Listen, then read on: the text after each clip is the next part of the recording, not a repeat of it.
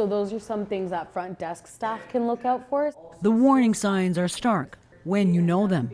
One of the biggest things is actually refusing housekeeping. So, constantly having that do not disturb sign on. Another huge one is a major demand for a lot of towels and new bedding. At a Hilton hotel in Ajax, Ontario, staff are learning how to spot the signs of human trafficking and what they can do to disrupt it. If it's an emergency, call 911. But the best thing that you can do is just be kind enough to this individual. The majority of human trafficking occurs in hotels. Police operations like this one in Durham Region are about making contact with potential victims. The vast majority are young, often underage and female, manipulated and coerced into the sex trade.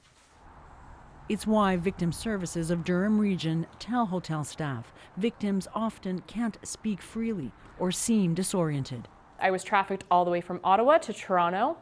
Samantha Banducci was trafficked by her boyfriend. She says even just a kind word from a hotel employee would have been helpful. And I think that those things are helpful, not necessarily getting in somebody's face, but kind of standing in the background just saying, I'm here if you need me. Scene 2 beta, take 2, mark.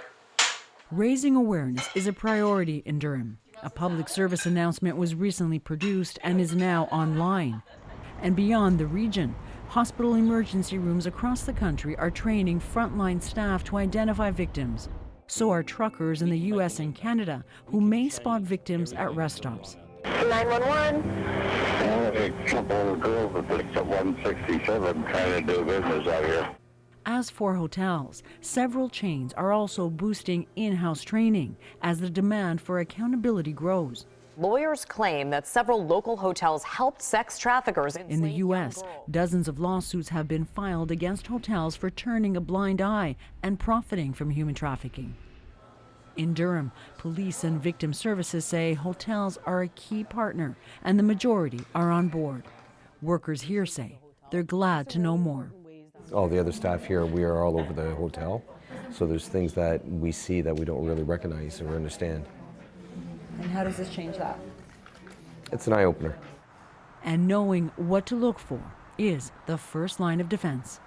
Joanna Rumiliotis, CBC News, Ajax, Ontario.